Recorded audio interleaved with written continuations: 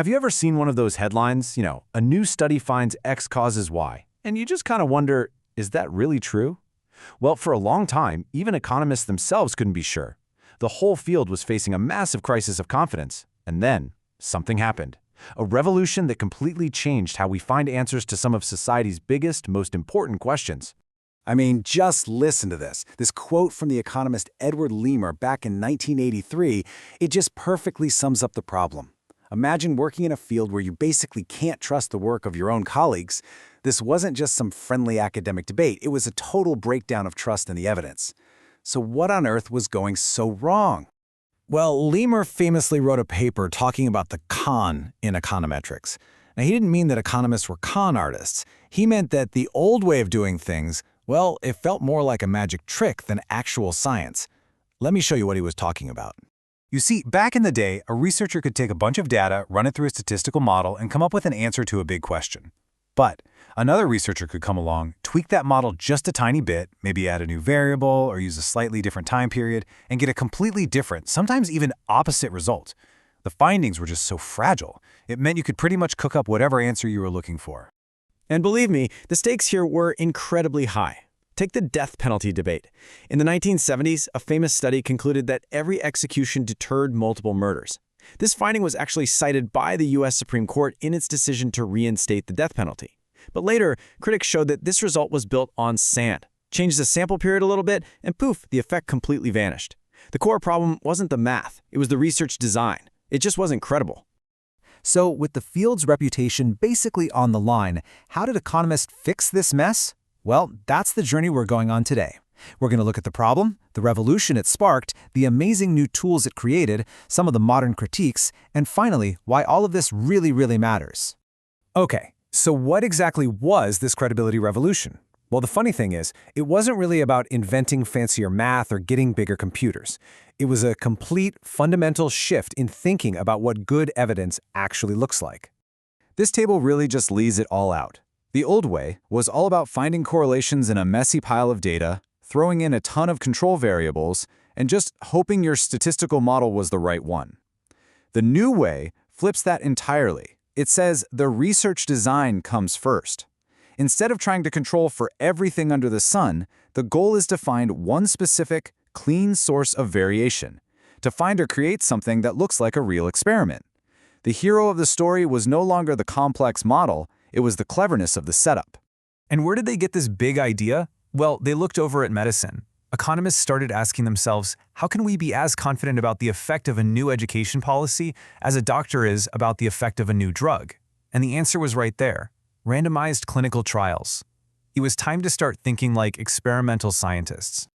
So this new obsession with credible design led to a whole new toolkit of methods that are now, the absolute gold standard in economics.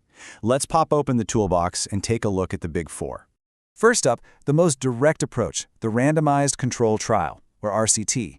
It's exactly what it sounds like, just like a drug trial. You take a big group of people, you randomly assign some of them to get a treatment, say a new job training program, and the rest go into a control group that doesn't get it.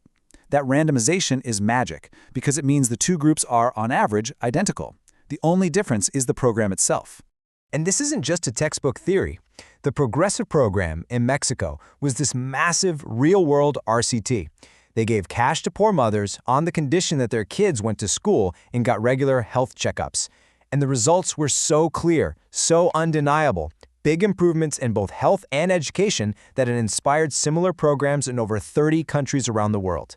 That's the power of a credible design. Okay, but let's be real. You can't always run an experiment. You can't randomly assign immigration to some cities and not others, right? So this is where researchers become detectives. They hunt for natural experiments, where some quirk of history or a weird institutional rule basically does the randomizing for them. The Mario boat lift is the classic example. So in 1980, Fidel Castro unexpectedly allowed a huge wave of Cuban refugees to leave for Florida. This massive influx of people hit Miami almost overnight, increasing its workforce by about 7%. This was a gift to researchers. By comparing what happened to wages in Miami with other similar cities that didn't get this sudden influx, economist David Card could get a clean look at the real-world impact of immigration. All right, next up is one of my personal favorites because it is just so incredibly clever. It's a method called regression discontinuity. And what it does is it takes advantage of all the arbitrary rules and cutoffs that exist all around us. Check out this genius example. So in Israel, there's a rule that says class sizes cannot exceed 40 students. Now think about that. A school with 40 fifth graders gets one big class.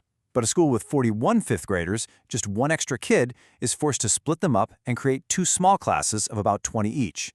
That one student triggers this huge change. So, by comparing the test scores in schools just on either side of that 40-student cliff, researchers could cleanly isolate the causal effect of class size on learning. It's brilliant.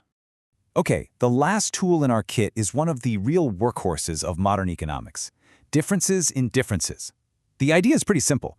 You find a group that was affected by some policy change, your treatment group, and you find a similar group that wasn't, your control group. Then you just compare how their outcomes changed over the same period of time. Let's circle back to the death penalty one last time.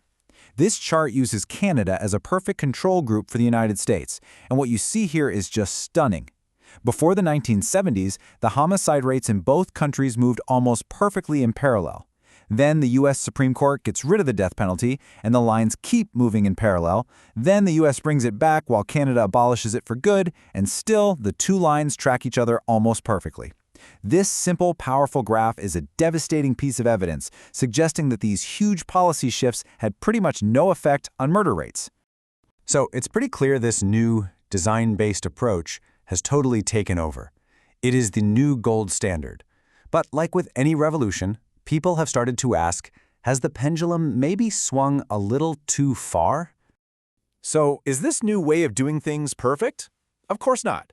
And there are a couple of really important critiques that keep coming up, and they are definitely worth thinking about.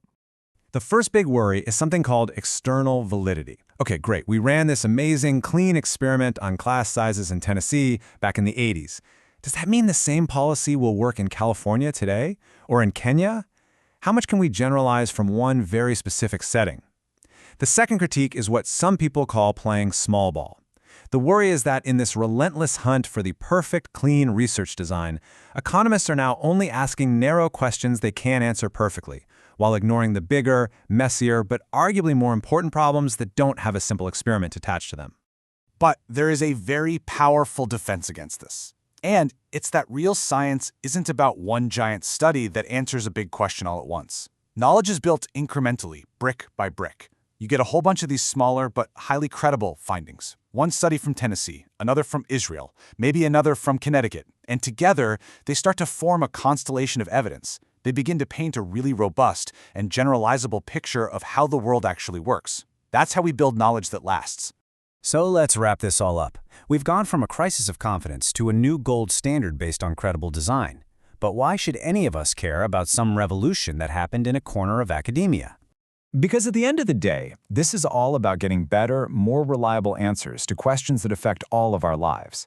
When we're debating how to improve our schools, or how to design health insurance, or what the minimum wage should be, we're no longer just relying on these fragile statistical models. We now have a growing body of credible, design-based evidence to guide us. It's about making smarter decisions with data that we can actually trust. And that's what I want to leave you with. The next time you see a headline screaming, "Study finds this causes that," I want you to pause for a second. Don't just ask about the result. Ask about the method. Ask yourself, what was the experiment? What was the control group? In other words, what was the research design? Because learning to ask that one question is the most powerful tool you have to tell the good evidence from the bad.